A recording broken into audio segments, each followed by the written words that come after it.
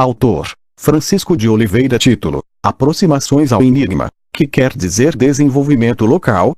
Local, São Paulo. Editora Polis, Programa Gestão Pública e Cidadania, ano 2001. Páginas 11 a 32. Página 11. Título: Aproximações ao Enigma, que quer dizer desenvolvimento local. Poderíamos gastar bastante tempo para buscar as raízes etimológicas de desenvolvimento, mas essa aproximação não tende a render muito. Por isso, é melhor nos aproximarmos pela via do uso mais corrente. Esta é profundamente assimilada à noção de desenvolvimento econômico, que ficou muito em moda nas décadas anteriores, hoje substituída no discurso dominante por crescimento. Evita-se, assim, uma certa impregnação qualitativa da noção anterior. Uma vez mais, a disputa do campo semântico apresenta-se como uma arena da política e da hegemonia ideológica que não se pode desconhecer. Há já algum tempo, a ONU vem tentando recuperar a carga semântica do termo, com o Índice de Desenvolvimento Humano, no qual as dimensões qualitativas adquirem dominância. Desenvolvimento local poderia, pois, corresponder, em âmbitos mais restritos, mais circunscritos, à noção de desenvolvimento humano trabalhado pela ONU, vale dizer, a satisfação de um conjunto de requisitos de bem-estar e qualidade de vida. Esse procedimento nos aproxima muito do alvo, mas não é, ainda, suficiente. Faltam-lhe algumas dimensões decisivas. A primeira diz respeito, seguindo a trilha do conceito do subdesenvolvimento, à sua especificidade histórica, isto é, ou não, desenvolvimento local é um subdesenvolvimento no sentido forte de que ele é peculiar à periferia do capitalismo. Isto tem consequências teóricas e práticas. A primeira é que o desenvolvimento local não será o elo numa cadeia de desenvolvimento total. A segunda é que ou é concebido como alternativa ou reproduzirá a forma estrutural. Página 12. A outra dimensão é a da cidadania, a qual, por sua vez, não é passível de ser mensurada a não ser por procedimentos tautológicos, que consistem em atribuir-se pontos àquilo que se quer medir. Mas, atenção! Isto não é defeito do conceito, antes pelo contrário, constitui sua riqueza, pois a cidadania é um estado de espírito, dir-se-ia em linguagem deliberadamente arcaizante. Ela é irredutível à quantificação. Embora o bem-estar e uma alta qualidade de vida devam ser direitos dos cidadãos, não se deve colocar tais direitos como sinônimos de cidadania, pois esse economicismo pagaria o preço de desconsiderar como cidadãos os que não têm meios materiais de bem-estar e qualidade de vida. De outro lado, qualquer assimilação do tipo citado também inverte os sentidos da política, pois é através desta que os cidadãos lutam pelo bem-estar e pela qualidade de vida, e não o inverso. Esse foi o percurso, segundo Marshall abre parênteses 1967 fecha parênteses, desde os direitos civis e políticos até os sociais, direitos chamados de terceira geração. Hoje, já se acrescentam os chamados direitos difusos, cujo sujeito não é mais particular, mas coletivo, isto é, a cidadania. Aí se incluem os direitos ambientais. A trajetória do conflito no Brasil também indica algumas similitudes com o perfil clássico, mas a própria condição periférica, como clonagem ou simulacro do núcleo central, específica, portanto subdesenvolvida, impôs a cópia de certas formas da intervenção estatal para regular o mercado que não havia, com o que o direito social se adiantou em alguns aspectos, servindo de sustentação dos direitos civis. Estamos falando da legislação trabalhista e do que Vanderlei Guilherme abre parênteses Santos, 1979 fecha parênteses chamou de cidadania regulada no Brasil, como em outros países da América Latina. Este preâmbulo serve apenas para afastar a tentação de mensuração da cidadania, a noção de desenvolvimento local, como qualidade, ou âncora na cidadania. Ou então será apenas sinônimo de uma certa acumulação de bem-estar e qualidade de vida nos âmbitos mais restritos. A noção de cidadania que deve nortear a tentativa de mensurar os processos e estoques de bem-estar e qualidade de vida refere-se ao indivíduo autônomo, crítico e reflexivo, longe, portanto, do indivíduo massa. Trata-se de uma aquisição por meio do conflito. Este é, também, um ponto extremamente importante. Em geral, do ponto de vista neoliberal, a cidadania é sinônimo de não conflito, de harmonia, de paz social, na contramão até mesmo da interpretação liberal na tradição de Rousseau, por exemplo. Como consequência, está se elaborando um discurso sobre o desenvolvimento local como paradigma alternativo à sociedade plagada de conflitos por todos os lados. Desenvolvimento local é apresentado como um emplastro abre parênteses do romance de Machado de Assis, Memórias Póstumas de Brás Cubas fecha parênteses capaz de curar as mazelas de uma sociedade pervertida, colocando-se no lugar bucólicas e harmônicas comunidades. Pensado dessa forma, o desenvolvimento local tende a fechar-se para a complexidade da sociedade moderna e passa a buscar o idêntico, o mesmo, entrando, sem querer, perigosamente, na mesma tendência midiática da sociedade complexa. Página 13. O desafio do desenvolvimento local é o de dar conta dessa complexidade, e não voltar as costas para ela. O desenvolvimento local é uma noção polissêmica, e necessariamente comporta tantas quantas sejam as dimensões em que se exerce a cidadania. Qualquer tentativa, pois, de transformá-la em modelos paradigmáticos, está fadada ao fracasso. Entre a reforma administrativa do aparelho do Estado municipal, no caso, e a iniciativa de um grupo local de produção cultural, apenas a ligação produzida pela cidadania redefine simultaneamente os dois campos, mas não há como somar seus resultados e seus produtos. Isto é, a soma de reforma do Estado mais produção cultural não tem, necessariamente, a cidadania como produto. O anterior serve para assinalar que a primeira dimensão substantiva do desenvolvimento local refere-se à capacidade efetiva de participação da cidadania no que podemos chamar o governo local, e ela aparece como um resgate da ágora grega, posto que a forma democrática representativa é insuficiente para dar conta da profunda separação entre governantes e governados na escala moderna. Essa separação aparece como vantajosa para os grandes grupos econômicos e grupos políticos que formam uma verdadeira oligarquia, mas é inteiramente daninha para o cidadão comum. Essa separação tampouco é dada. Ela é produzida exatamente pelos grupos citados, como uma forma da dominação e para evitar que a democracia seja, realmente, o governo de todos. O desenvolvimento local poderia criar um locus interativo de cidadãos, recuperando a iniciativa e a autonomia na gestão do bem comum. Sugere-se assim, que o governo poderia estar ao alcance das mãos dos cidadãos. Há inúmeras experiências políticas que dão razão a essa tese. Os casos brasileiros bem-sucedidos estão, hoje, na vitrine. Em escala mundial, a experiência mais bem-sucedida de desenvolvimento local que mudou a qualidade da intervenção do Estado, deu-se na Itália do período posterior à Segunda Guerra Mundial, até mais ou menos a metade da década de 80. Esclareça-se. Nas experiências inglesa e norte-americana também foram notáveis o papel do poder local assentado na comunidade. Tema de Tocqueville abre parênteses 1969 fecha parênteses, por exemplo.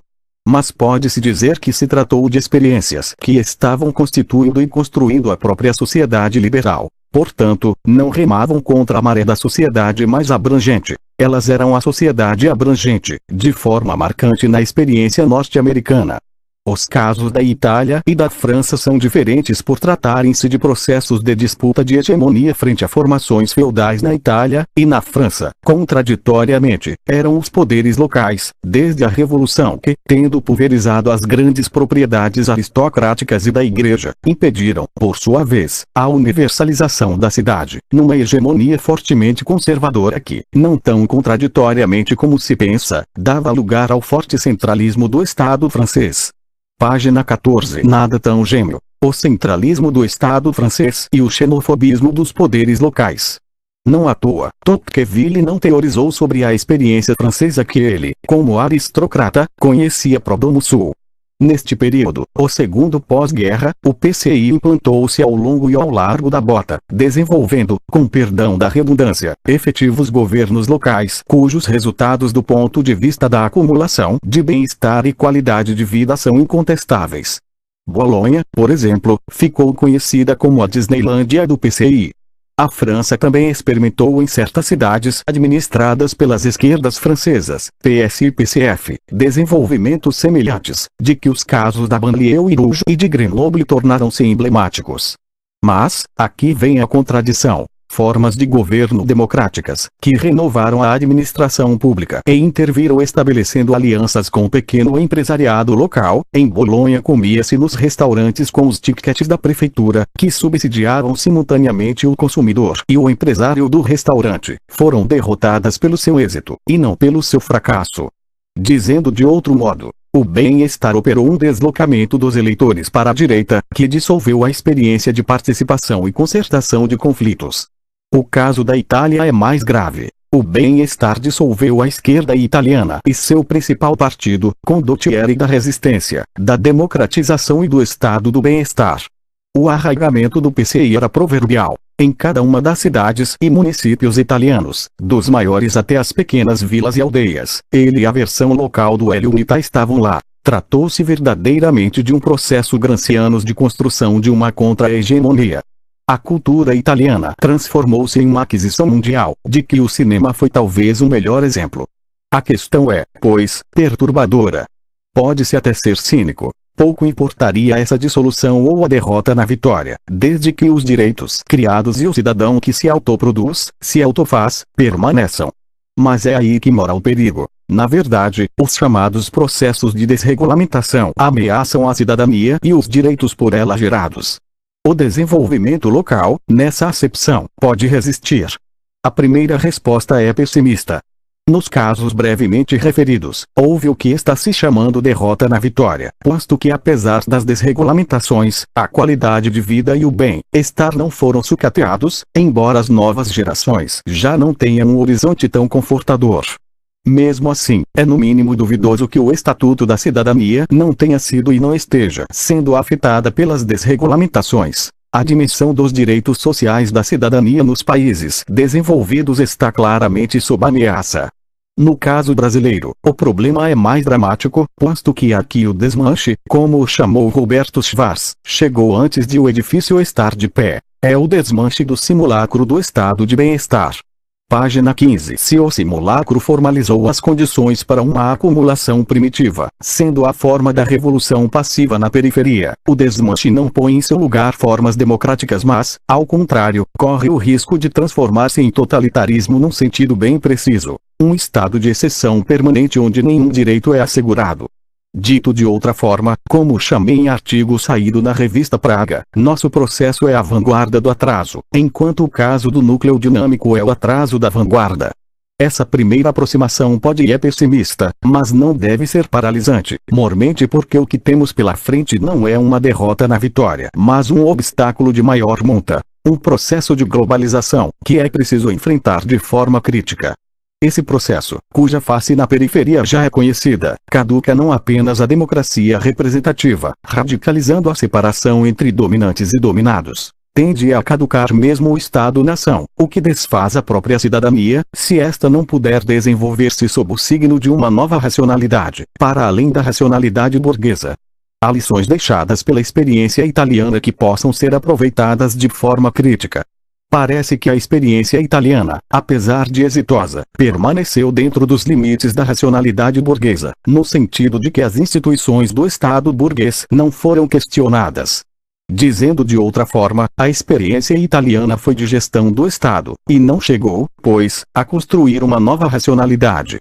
Admita-se, desde logo, para não sermos pretensiosos, que propor uma nova racionalidade, construí-la, não é tarefa fácil. Uma nova racionalidade não se constrói ex-abrupto, sem acúmulo de experiência, e a esse respeito a experiência italiana tinha tudo a seu favor.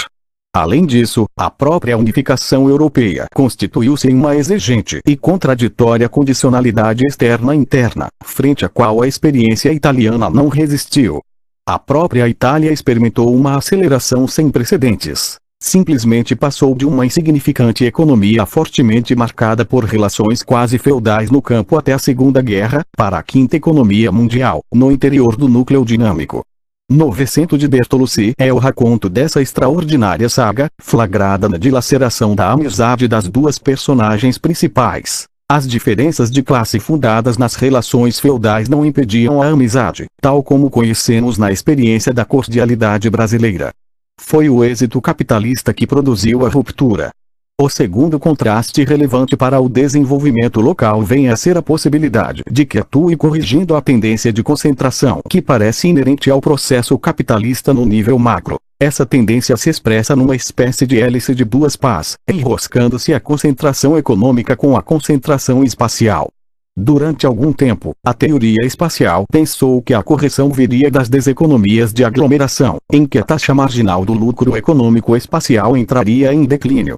Página 16. O surgimento e a explosão da microeletrônica jogou tal possibilidade para as calendas. De fato, reassiste-se a poderosos movimentos de reconcentração numa espécie de microcosmos eletrônico. Tanto o espaço quanto o capital financeiro são fictícios, virtuais, e assim anulam as contratendências à desconcentração.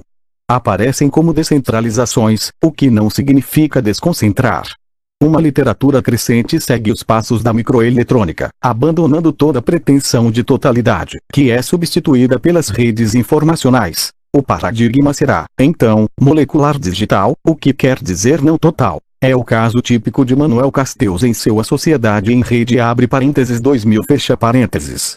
Mas, persiste o fato de que toda rede é, por definição, seletiva, além de que apenas na microeletrônica as redes podem ser isomorfas, isoquantas e isoplanas. No plano econômico sociopolítico-cultural, a rede não corrige a desigualdade, apenas a desloca. Aceitando-se tal paradigma, o desenvolvimento local não pode ser pensado como contratendência à concentração. Pelo contrário, ele pode inserir-se numa estratégia de descentralização que agrave as desigualdades. A colossal concentração de riqueza e de renda não deixa margem à dúvida. Os grandes grupos econômicos de hoje, com seus megatrilionários, são todos do ramo informacional, se é que ainda se pode falar em ramo industrial/serviços. O terceiro eixo se estabeleceria como um contraste entre a globalização e o desenvolvimento local. De fato, esse eixo é uma síntese das determinações anteriores, neste caso, para usar a mesma metáfora, uma hélice de 3 pás, em que a concentração de poder se enrosca com a concentração econômica e com a concentração espacial, e a somatória é uma espécie de olho de furacão, exponenciado pelo processo de enroscamento, uma espécie de vértice dos poderosos ventos analiticamente recortados. O desenvolvimento local não necessariamente entraria em contradição, em tensão, com a globalização, podendo ser, ao contrário, um de seus círculos concêntricos. É toda a tendência expressa na teoria das cidades globais, de que Jordi Borja, no plano do urbanismo, é a expressão mais badalada no Brasil e Saskia Sassen a teórica mais citada. As cidades globais formam uma rede cuja integração se realiza no plano molecular digital, desintegrada, portanto. Todo o processo é de um quase permanente inacabamento o que, no caso brasileiro, transforma a permanente exceção em exceção permanente. Trata-se do horror do sistema às formas, o que dá lugar ao ad hoc como regra. Uma vez mais, a ausência de forma é o próprio capital fictício, ou a globalização. Esta dificuldade da forma não é de somenos importância. Ao contrário, constitui em si mesmo no coração da recorrente crise global. No caso brasileiro, a ausência de formas aparece na superfície dos fatos, na sensação de que se nada para morrer na praia, nas sucessivas ondas de refazer as margens do excedente cambial e no ininterrupto jorrar de medidas provisórias, mesmo que as emendas e reformas constitucionais teoricamente já teriam removido o entulho social-democrata da Constituição de 88. Página 17. Teria o desenvolvimento local condão de ultrapassar os limites de gestão do Estado em que empacou a experiência italiana, por exemplo, ou de deter a desregulamentação e a desformalização em curso? A estratégia é de simples adaptação ou se trata de criar uma alternativa real? A maior parte das definições e ensaios de desenvolvimento local a rigor parecem-se mais com adaptações dos dominados do que alternativa à dominação. A própria dificuldade de definir o que é desenvolvimento local já é um indicativo suficientemente forte, posto que, se tudo é desenvolvimento local, então, como ensinava uma velha lição de álgebra, nada é desenvolvimento local. Esse é um meio caminho, sem dúvida, pois não se trata de um conflito abstrato, mas de um real enfrentamento. Logo, há um recíproco condicionamento das estratégias de parte a parte. O segredo está em inventar sobre a marcha um novo recurso que não possa ser anulado.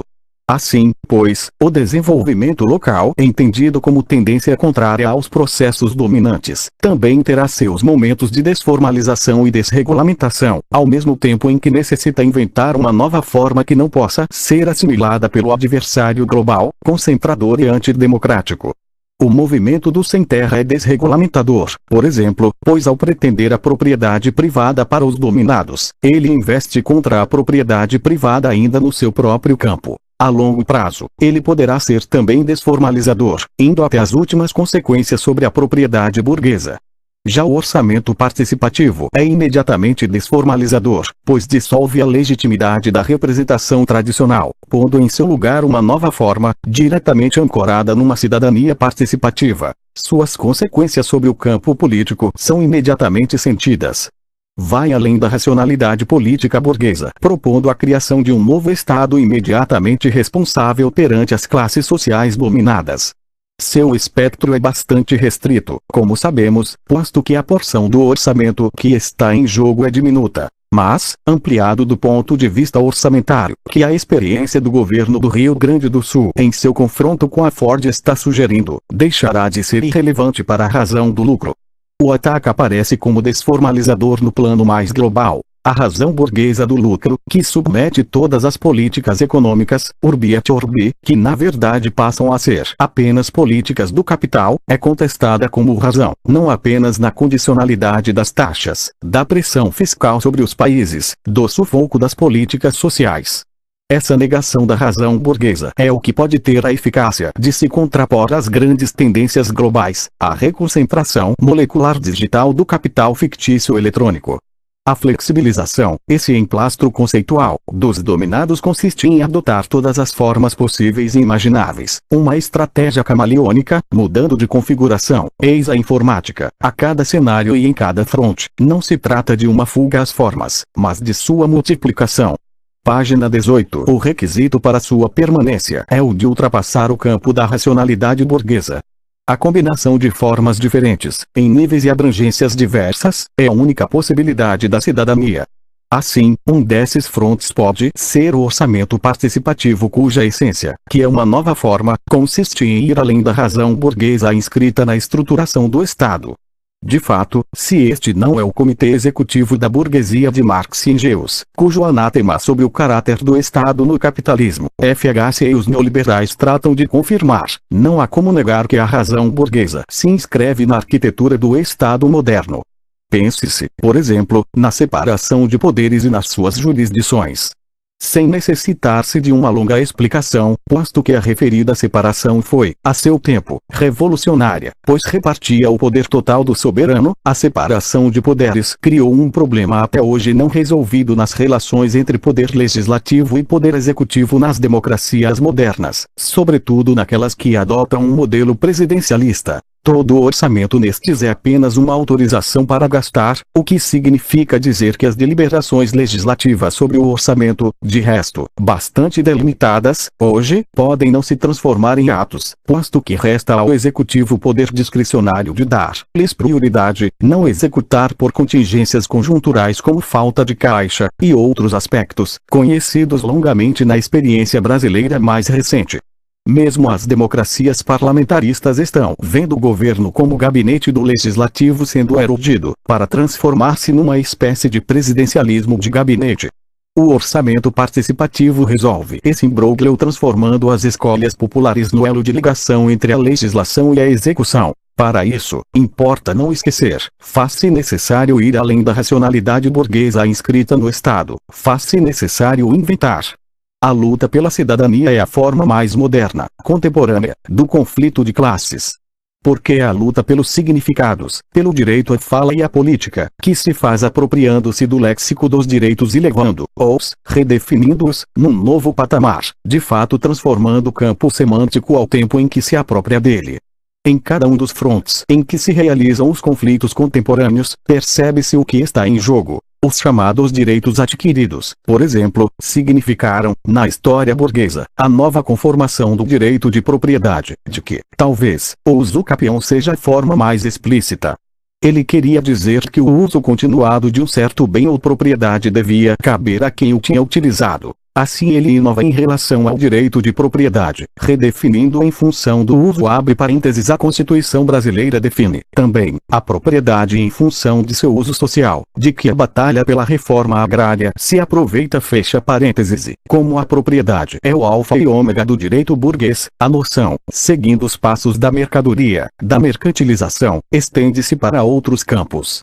Página 19. Assim, os direitos adquiridos situam-se no campo semântico burguês, mas sua apropriação pelo conflito de classes cria um direito para quem não tem propriedade. Por isso, a pretendida derrogação dos direitos adquiridos opera no fio da navalha. Como Barbosa Lima Sobrinho já chamou a atenção em artigo para o Jornal do Brasil, o ataque aos direitos adquiridos é um ataque ao próprio direito.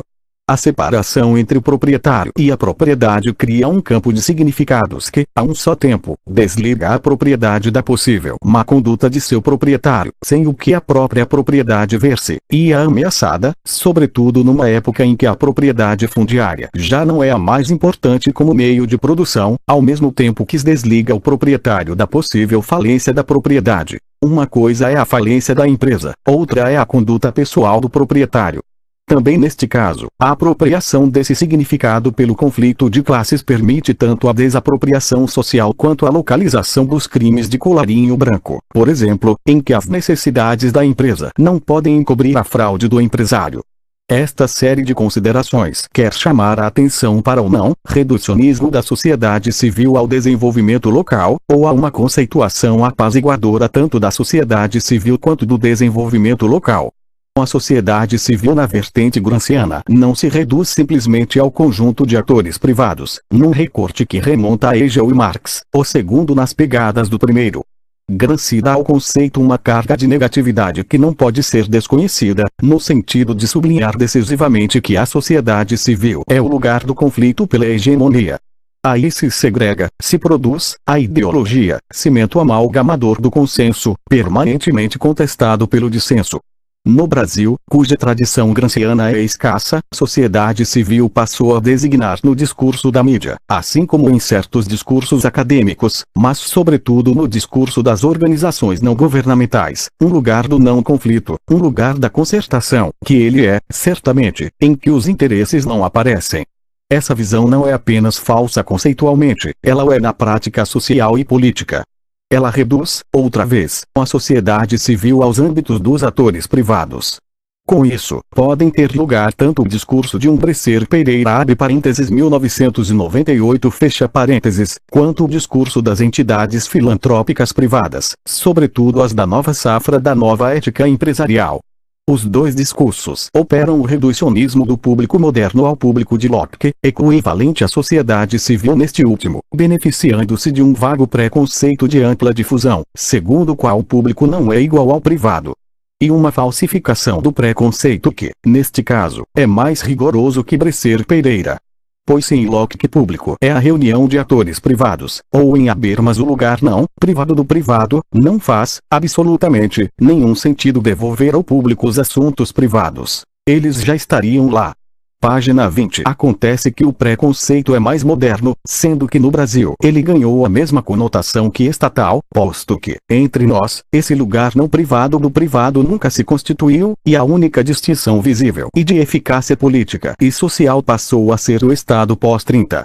Esse discurso é perverso porque outra vez privatiza, ou melhor, confere nobreza conceitual e reafirma o patrimonialismo inerente à sociabilidade brasileira. Não se trata, apenas, de cultura política, mas de sociabilidade no sentido forte, isto é, a mediação ou a falta dela das relações sociais por um lugar não privado. Quem é, realmente, o público nas organizações sociais da reforma do Estado B. Bresser Pereira? O Laboratório Nacional de Luz Síncrotron é, agora, uma organização social. Como ele é composto? De seus altos dirigentes, que supostamente são a sociedade civil, e de verbas do Estado. Pode realizar atividades em parceria, sob contrato, ou conseguir fundos junto, de novo, à sociedade civil, ou ao mercado, ou às empresas. Onde está o público não estatal, essa pérola bresseriana? Em nenhum lugar, com a vantagem de que ninguém pode cobrar nada a essa organização social, posto que ela é não estatal, não está sujeita a regras de publicização. Com que se parece isso? com uma empresa privada. O que foi suprimido? O conflito como publicização de interesses divergentes, como o movimento da desprivatização do privado. Tomemos o caso das organizações da nova ética empresarial. A ninguém é lícito duvidar da honestidade de propósitos e, mesmo, de um novo sentido ético dos empresários. Não há dúvida que o trabalho de uma fundação ABRINC não é uma farsa. Mas falta publicizar, o que não significa apenas dar publicidade. Significa introduzir a dimensão universal nos critérios pelos quais a Fundação ABRINC realiza seus objetivos, nas doações, programas destinados aos carentes, nos programas educacionais. Introduzir a dimensão universal significa introduzir o conflito nesses critérios, as grandes divisões da sociedade, os crivos principais que dividem, hierarquizam, estruturam, discriminam, privam, a sociedade. O desenvolvimento local tende a substituir a cidadania, tende a ser utilizado como sinônimo de cooperação, de negociação, de completa convergência de interesses, de apaziguamento do conflito. O desenvolvimento local, em muitas versões, é o novo nome do público não essa confusão semântica proposital bresseriana. Tomemos o caso das novas revitalizações dos centros históricos, que está na moda. Qualquer revitalização, cujo nome já traz seu significado, pois quer dizer que, antes, ali não havia vida, significa apenas o deslocamento do conflito, não sua resolução. Casos de Barcelona, a cidade modelo da revitalização, Docas de Londres, Puerto Madero em Buenos Aires, Pelourinho em Salvador, Recife Antigo, e, em São Paulo, brilhantemente, do movimento Viva o Centro e Agora, concretamente, da Sala São Paulo e Praça Júlio Prestes. Página 21. Tiraram-se os pobres, mendigos, prostitutas, bares de má fama com seus rufiões, botecos sujos e tristes, pensões baratas com suas fileiras de redes, substituídos por maquiagens do que se considera, então, os velhos bons tempos. Esvazia-se a história de quem viveu lá, em lugar da memória, o esquecimento. Trata-se de operações de elevação da renda da terra urbana, vale dizer, de uma acumulação primitiva pela via do investimento público. Outra vez, privatizou-se o público, mas não se publicizou o privado. Sobe a renda da terra e a parcela dos novos proprietários no excedente social, e cresce a parcela de todos os sem. Nenhum critério que publicize o lucro, no sentido de introduzir nele o conflito. A justificativa está sempre à mão. Novos empregos, aumento da renda, da segurança, da convivialidade entre iguais e distância dos desiguais. Subtítulo: Megapolis, entre o local e o nacional. Início da nota. A partir do texto anterior, foi realizado um debate no Instituto Polis. Este texto que segue é resultado do debate. Fim da nota. A discussão sobre o local terminou, em primeira instância, num impasse. Pois apontar as limitações do local, sobretudo do desenvolvimento local, que é a nova acepção que circula agora entre ONGs, influenciando administrações locais e tornando-se uma espécie de ovo de Colombo, parece ter tido o efeito de tirar a escada e deixar o pintor segurado na brocha. Faz-se necessário voltar à discussão, pois de um lado a vontade popular não pode ter se enganado tão redonda e completamente, conforme os resultados das eleições municipais de outubro de 2000, e de outro, se tal engano for confirmado, ele será trágico. De fato, as potencialidades e virtualidades do local são, em grande medida, políticas e efeitos da política. Pois de alguma maneira foi o acesso interdito aos níveis mais altos do poder, sobretudo com derrotas sucessivas para a presidência da República, que fez as esquerdas voltaram-se para o local, acreditando ser possível exercer neste nível uma outra forma de poder e uma outra forma de gestão do Estado. O local é, pois, de alguma maneira, uma construção das esquerdas. O que não quer dizer que somente estas possam realizar gestões mais populares. Nem tampouco que em outros países e sistemas as experiências do poder local não tenham sido exitosas nem instrutivas. Aliás, no primeiro texto já nos referimos às experiências da banlieue Rouge de Paris e às da Emília-Romagna como exemplares. Vale relembrar que existe uma similitude entre a experiência brasileira e a italiana, pois Gramsci formulou a questão da hegemonia, em alguma medida, como uma necessidade de mudar pela base, pelo nível local, a hegemonia da classe dominante italiana, de tal forma que as mudanças locais construíssem uma democracia arraigada nas bases, uma espécie de tocquevilianismo à la italiana, sem risco de retrocessos e sem o risco do totalitarismo da experiência soviética. Página 22. Se a experiência brasileira foi inspirada nas reflexões de Gramsci, é duvidoso. Ele não é um autor muito frequentado pela esquerda brasileira, salvo pelos grupos saídos do antigo Partido Comunista Brasileiro, de que Carlos Nelson Coutinho e Leandro Conde são as figuras mais expressivas. De qualquer modo, como o bom materialismo ensinava, o ser determinou o pensar, neste caso. Mas, antes que o entusiasmo com as eleições municipais nos faça esquecer as dimensões do local, derivando para o delírio das repúblicas locais, convém repassar, pela última vez, a principal limitação do local no capitalismo contemporâneo. Para não ceder à tentação, que está se tornando muito comum nas esquerdas e em algumas administrações populares, de fugir delas, ou contorná-las, pela associação global, local, uma de cujas expressões mais exitosas parece ser Barcelona, que é copiada por toda parte. Entre nós, Santo André é candidata a Barcelona brasileira.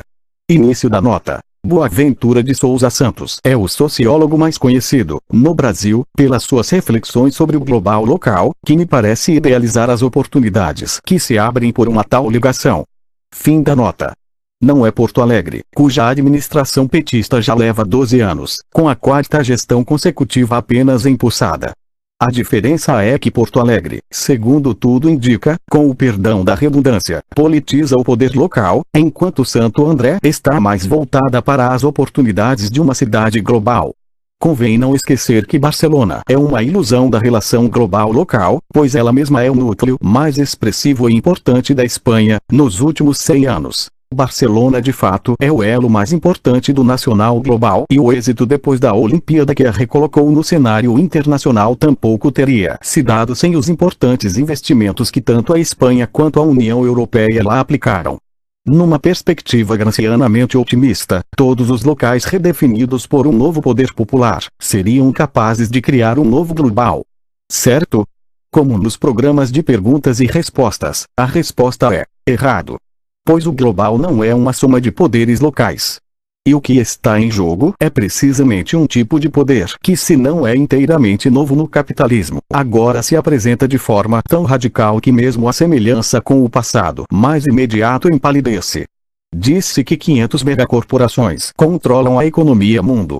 Mesmo que pudéssemos distribuir a sede dessas corporações por cada município ou localidade do mundo, e elas não são tantas sequer para preencherem a cota dos mais de 5.000 municípios brasileiros, o resultado seria a consolidação e não a diluição do poder das 500 megas, anulando as últimas resistências que pudessem se opor pelo arraigamento local.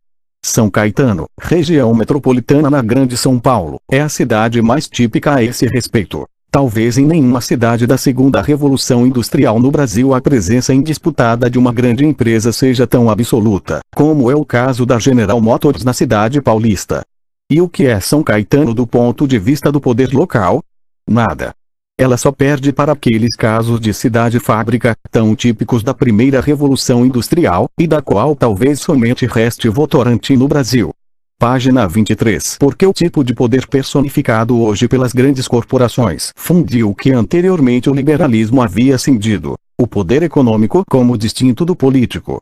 Essa fusão é peculiar porque ela não se realiza transformando o poder político em subalterno do econômico. Pode até ser que a General Motors não influencie nem pague a peso de ouro as eleições em São Caetano. O prefeito e a comunidade política de São Caetano não necessitam ser títeres da empresa norte-americana. O mais grave é que a política de São Caetano provavelmente é indiferente à General Motors. É então uma fissão, em termos nucleares, e não uma fusão. Com o confronto entre entidades tão díspares, o que acontece é uma implosão da política, só há indiferenciação em relação ao econômico. Porque a economia barra tecnologia, como havia previsto Gramsci em americanismo e fordismo, transforma-se em sociabilidade e em cultura. É o que confere universalidade a São Caetano e a faz não se destacar, sob nenhum aspecto, de qualquer cidade industrial. A universalidade que, de alguma maneira, nos molda, e que é superior, isto é, está por cima das peculiaridades locais e que nenhum poder local pode desfazer, se o combate que dá a hegemonia é apenas no plano da economia. O máximo que a cidade global faz é reforçar o global e não a cidade. Porque trabalha no sentido dos universais, da universalidade capitalista. Por isso a soma de poderes locais com o mesmo sentido não dá como resultado um global anticapitalista, nem anti-neoliberal, nem mesmo atenuadamente anti-hegemônico. Tudo isto nos leva a colocar que a potencialidade do local está além dele. A potencialidade da cidade, no capitalismo globalizado, situa-se além dela. Situa-se na megápolis, com a tônica no pró, para indicar que não é ao caráter grotescamente inchado das cidades megalópolis que estamos nos referindo. É a seu caráter de elo numa cadeia que se articula em torno de um outro projeto, um projeto cuja primeira condição é deslocar, também, o fronte da luta do econômico para seu opositor, para o social e para o político. Em termos gramscianos, os frontes de luta são a sociedade civil e a sociedade política. Mas o local, ou a cidade, não é o equivalente à sociedade civil, como está sendo interpretado. A sociedade civil inclui a cidade, mas não se esgota nela, pois acontece muitas vezes que uma relação de forças estranha ao local pode influir poderosamente nele, exatamente porque a sociedade civil em sentido amplo exige um padrão de moralidade pública, por exemplo, que desborda os limites locais. É o caso da recente eleição municipal de São Paulo. Ninguém duvida que a eleição foi decidida pela rejeição dos métodos de Paulo Maluf no âmbito da sociedade civil brasileira. Entregue à dinâmica do município de São Paulo, provavelmente o vencedor teria sido Paulo Maluf. É neste sentido que falamos de megápolis e não de megalópole. A megápolis é uma metápolis. Página 24. Quais são as possibilidades de uma nova relação como a apontada? Elas não são poucas, embora o pessimismo, que não é meu, aponte, reiteradamente, para as limitações tributário-orçamentárias como o primeiro e mais severo limite para uma estratégia contra-hegemônica. Sobretudo agora, com a Lei de Responsabilidade Fiscal, que paira como uma ameaça sobre prefeitos e governadores. Na verdade, a Lei de Responsabilidade Fiscal é um instrumento tipicamente neoliberal, pois libera o Estado no nível mais alto, no nível federal, de despesas que são transferidas para os municípios e estados, obrigando-os, por meio da ameaça penal, à produção e entrega à população de serviços precários, insuficientes e de baixa qualidade. Veja-se. Os limites são estabelecidos a partir do conceito de receita líquida, deduzidos os pagamentos correntes, como o principal e os juros das dívidas à União e outras dívidas com entidades internacionais. Isto é, a Lei de Responsabilidade Fiscal é um garrote vil que inclui os poderes locais necessariamente no circuito financeiro globalizado, e essa inserção é o instrumento mais poderoso de controle político, pois, social. Quem pensar que a LRF saneará as finanças municipais e estaduais, livrando-as de dívidas, não entendeu nada do capitalismo financeirizado. Obrigando as prefeituras e estados a viverem dentro dos limites das receitas próprias que arrecadam, não se incluem nos tais limites as transferências que são constitucionais e, pois, legítimas receitas próprias. O que se está excluindo é o caráter para além da mercadoria que o gasto público expressa. Limitam-se os gastos à lei do valor, isto é, a sanção que a renda efetiva pode validar. Isto foi pensado por um governo nominalmente social-democrata, o que significa que ele não entendeu nada da experiência do welfare. Mesmo do ponto de vista tributário-orçamentário, o poder do local não é pequeno no Brasil. Certos impostos e taxas são da competência e arbítrio do poder local. Mas, a competição instalada entre municípios e estados tem feito que estes pratiquem sistematicamente renúncia fiscal, e não há quase nenhum caso de reforma tributária para aumentar impostos, remanejar taxas, sobretudo do ponto de vista da progressividade.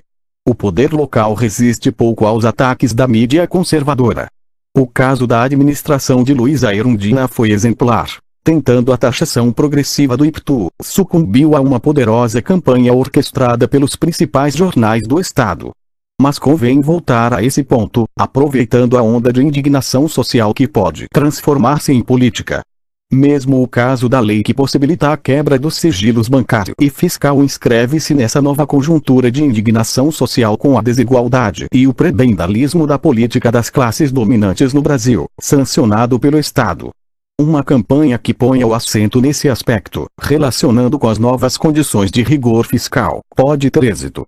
Praticamente todas as taxas de âmbito municipal estão fortemente defasadas, seja em relação à inflação, que já ultrapassa os 90% no governo FHC, quanto ao valor da cidade, pois em linguagem de economia neoclássica, a cidade tem um valor que é utilizado pelas empresas e pelas quais elas não pagam. Página 25. O IS é outro imposto do município no qual não se mexe, de novo pelo medo de perder a concorrência com outros municípios. Isto é simplesmente ridículo. São Paulo pode aumentar de muito as alíquotas do IS que não estará ameaçado de perder empresas ou sedes de serviços para nenhuma outra cidade. Neste caso, como diz o Evangelho, deve-se utilizar a riqueza da iniquidade, pois a brutal diferença é sinal de que São Paulo tem se aproveitado da federação mais do que esta tem se aproveitado da cidade. Mesmo do ponto de vista de poder econômico, o orçamento do município de São Paulo é o quarto orçamento nacional, ficando abaixo apenas dos orçamentos da própria União, da Seguridade Social e do Estado de São Paulo, ao qual se segue.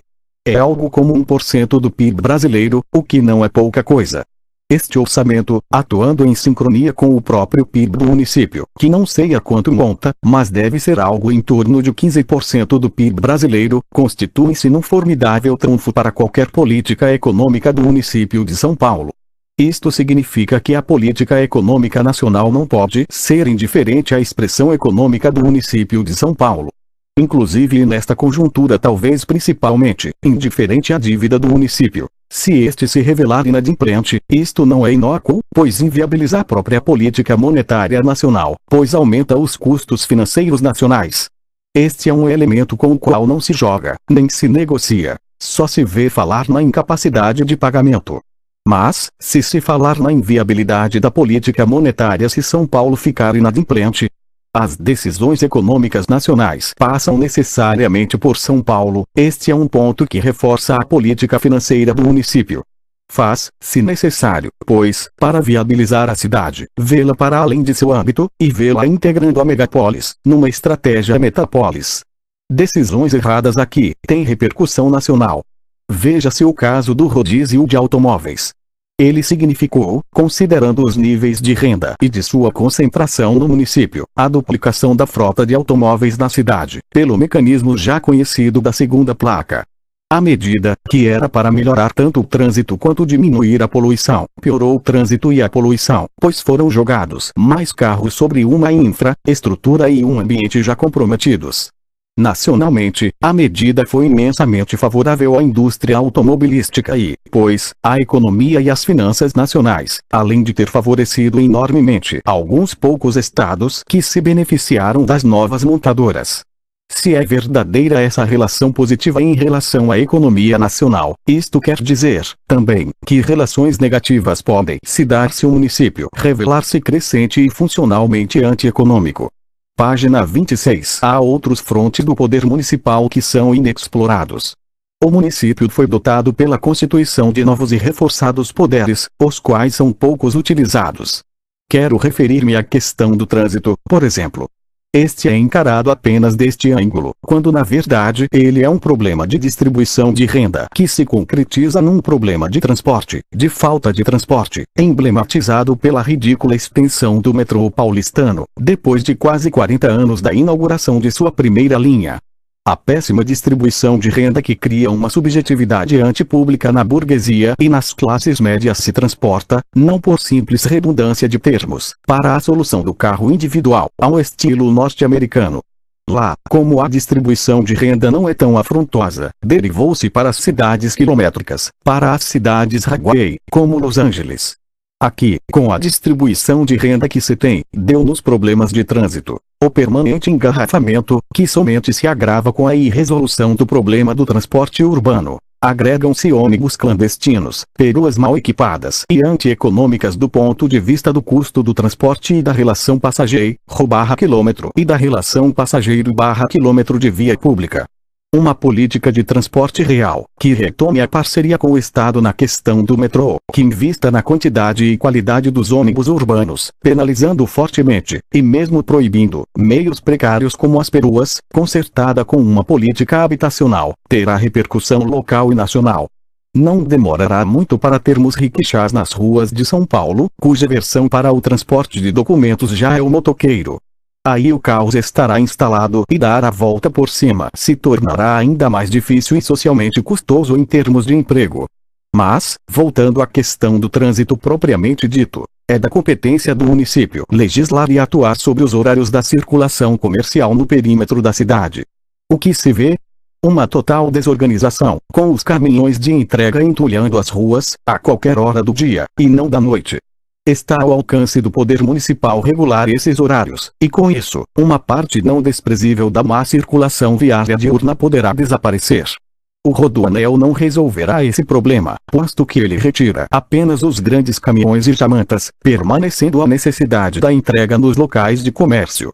A solução Rodoanel agora é o mal menor, mas é típica de políticas que não atacam pela raiz a questão da distribuição da renda e pensam apenas as grandes obras, visíveis, que dão prestígio e voto. As consequências dos problemas urbanos mal resolvidos, porque são resolvidos apenas pela ótica das classes dominantes e das classes consumidoras, de que o trânsito é um dos piores e melhores exemplos, termina sempre na produção de cidades fascistas, arianizadas, que é preciso revitalizar, renascer, porque estão deterioradas. Os pesados deslocamentos de centralidade na vasta metrópole cobram pesados tributos sociais. Página 27. Investimentos públicos levam a valorizações de áreas que passam a ser consideradas nobres, enquanto as áreas abandonadas terminam se transformando em residências de baixíssimo nível, como as de Vila Buarque, ou simplesmente vocacionadas para serviços também de baixo nível, como a grande maioria do chamado Centro Velho de São Paulo. Uma espiral cumulativa descendente entra em operação. Quanto mais deteriorada, mais se deteriora, até um estágio em que o próprio crescimento da cidade requer, outra vez, a ocupação desses espaços deteriorados. Agora, uma espiral cumulativa ascendente entra em ação. Pesados investimentos públicos revitalizam, concepção da associação Viva o Centro, tais espaços, e levam a renda da terra, na forma de aluguéis e funções que não podem ser sustentadas pelas frações pobres da força de trabalho e de um campesinato urbano crescente, com o que são expulsos. Revitaliza-se a cidade, criando vazios embelezados. Eis a cidade arianizada. Ainda no capítulo de trânsito, a localização dos estabelecimentos comerciais/industriais e de serviços é um poderoso fator indutor/gerador/desestruturador do transporte e do trânsito. Cabe ao município regular de forma rigorosa. A tendência dos mega-estabelecimentos, supermercados, hipermercados, shoppings, de se colocarem em vias de acesso rápido está tornando as vias de acesso lento, pelo sobrecarregamento das redes viárias. O município pôde obrigá-los a se localizarem fora das grandes vias e uma das condições para aprovação das localizações deveria conter, necessariamente, a construção, pelos empreendedores, das vias necessárias para suportar as novas atividades e a circulação que elas geram. Do ponto de vista do emprego, cabe pensar que o município de São Paulo é isoladamente o local de maior emprego no Brasil. Mas, quando se pensa em que o município pode atuar na questão do emprego/desemprego, a resposta cética é que pouco se pode fazer, pois se trata de tendências que somente se resolvem em âmbito nacional. Esta é uma resposta falsa, pois convém relembrar quanto do PIB brasileiro é gerado em São Paulo. As soluções aventadas estão sempre em âmbito micro. Cursos de requalificação, que na verdade são de desqualificação, corte e costura, faça você mesmo, esquemas alternativos, Sebrais da vida, microempresas, são sempre as soluções apresentadas, além, é evidente, das iniciativas piedosas de fazer o náufrago salvar-se agarrando-se nos próprios cabelos. Além disso, agências como as da Força Sindical, e agora também da CUT, para encaminhar as pessoas aos empregos, como se isso fosse necessário. Como se o desemprego fosse um problema de falta de informação. Outra vez, é o pensamento único, calcionado pela teoria neoclássica, que está por trás dessas soluções. Estas iniciativas piedosas têm pouca relevância para uma questão, essa sim, tão macroeconômica. São Paulo tem que atuar nas tendências macroeconômicas, que é aí que reside seu poder. Página 28. A prefeitura tem que elaborar políticas de emprego ancoradas nas tendências nacionais, porque elas passam por aqui, fazem-se concretas aqui.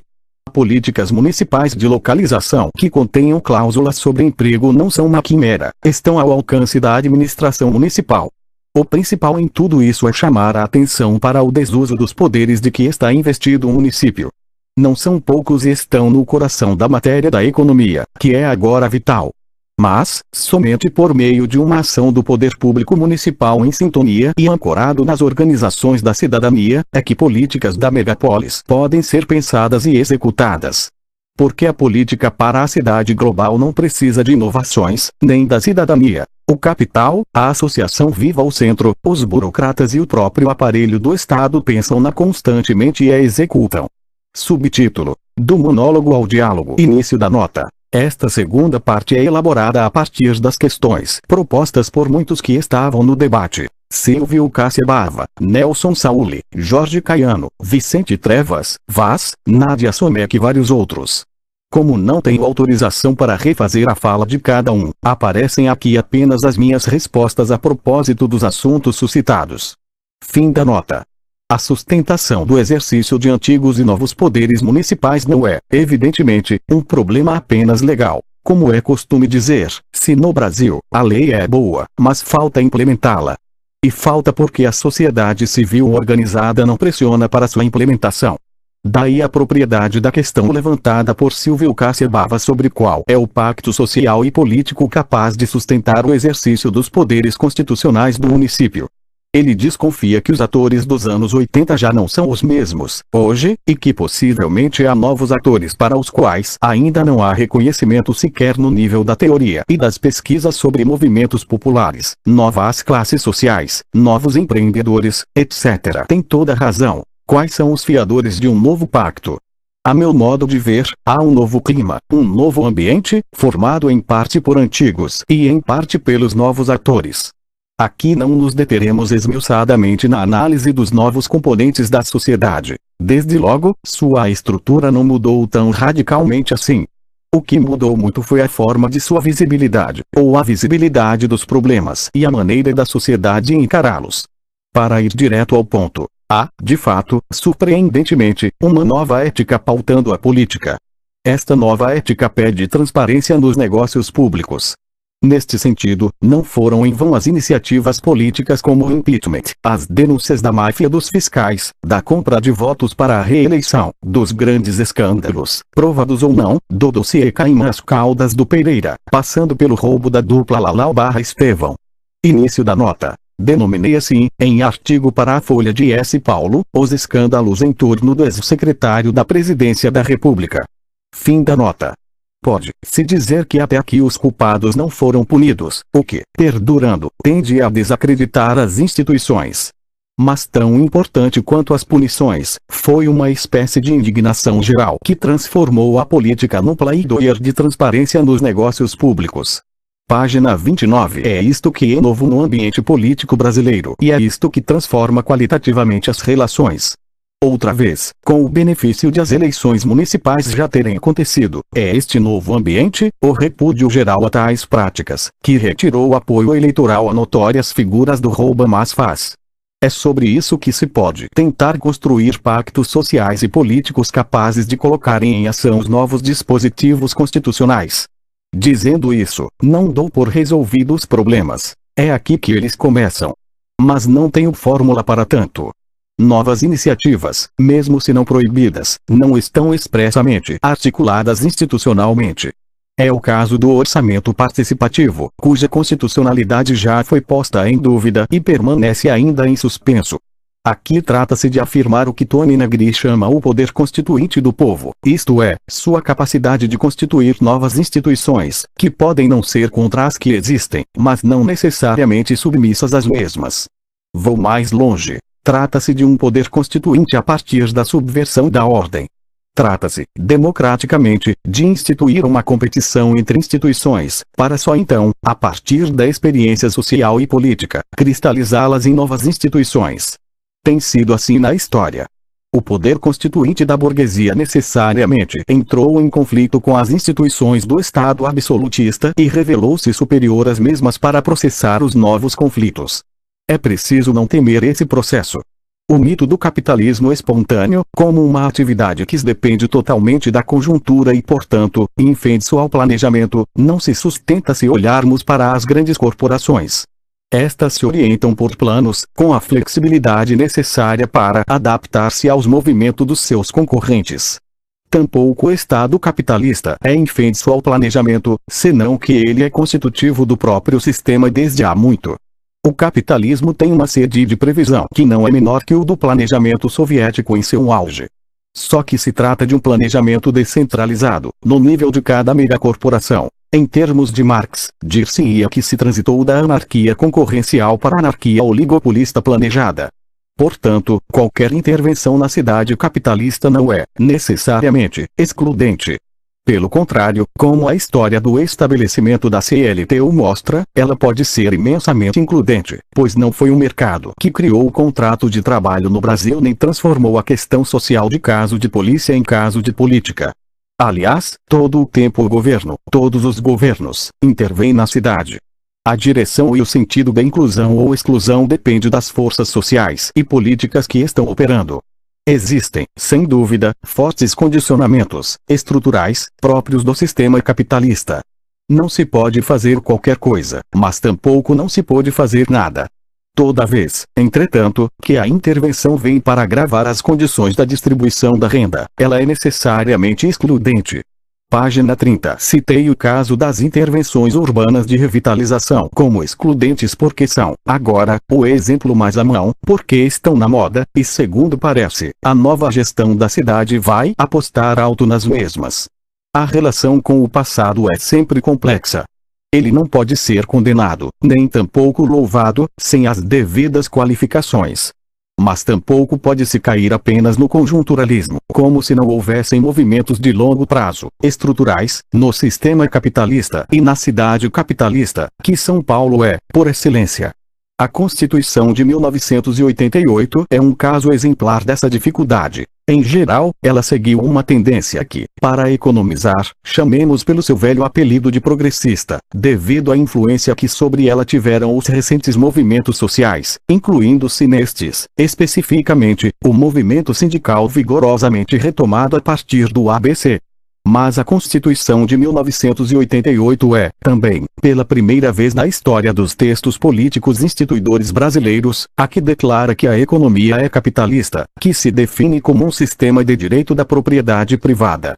A Constituição se ancorou, pois, numa dupla determinação. De um lado, um momento em que forças sociais populares puderam intervir na elaboração do texto, veja-se a proposição de emenda popular pela reforma agrária, e de outro, como resultado do desenvolvimento patrocinado pela ditadura militar, o primeiro momento em que a burguesia intervia deliberadamente como ator político próprio, sem necessidade de seus ventríloculos.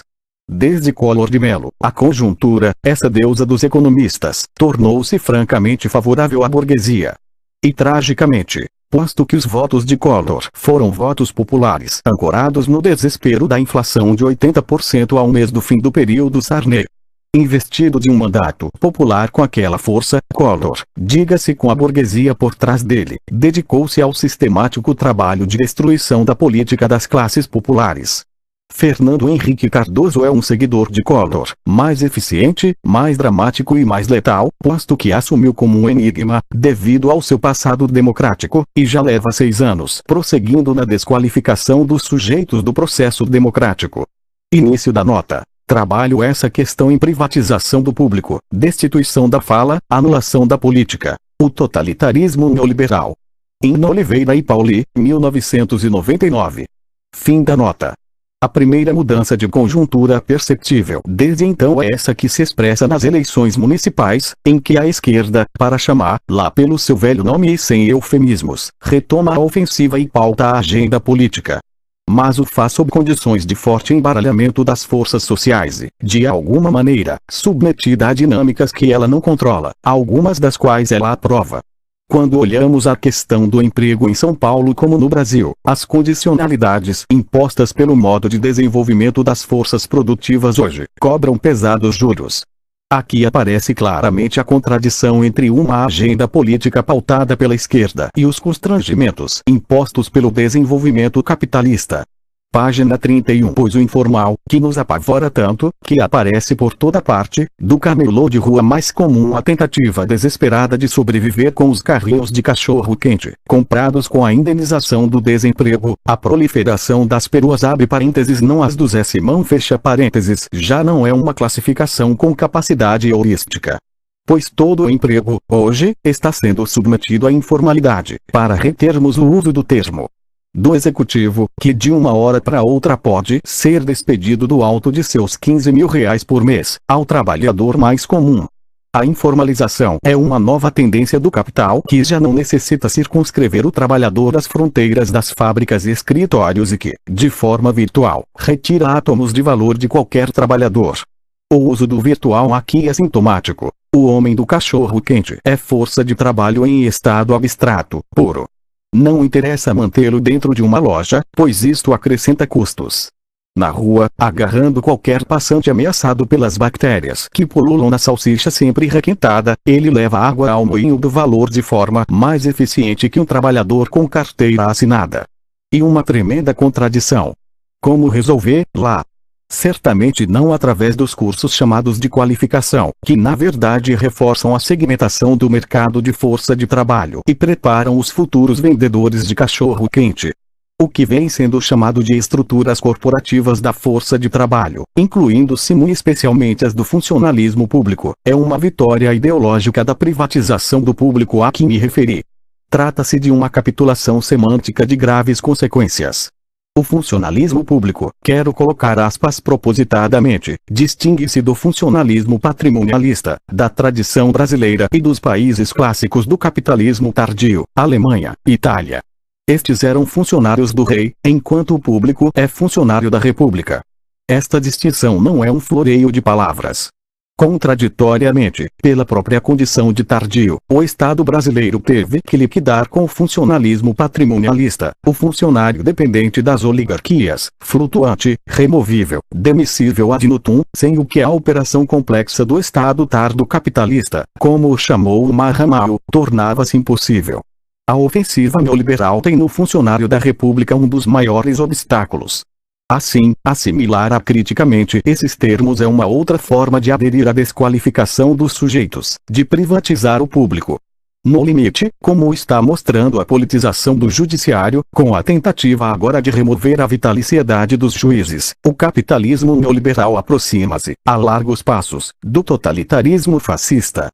A distinção entre público e privado, uma aquisição da modernidade, quando desfeita, torna impossível até mesmo definir o que é uma política da mera ação dos atores privados, que é a tendência que se insinua, perigosamente, na nova filantropização da ação social.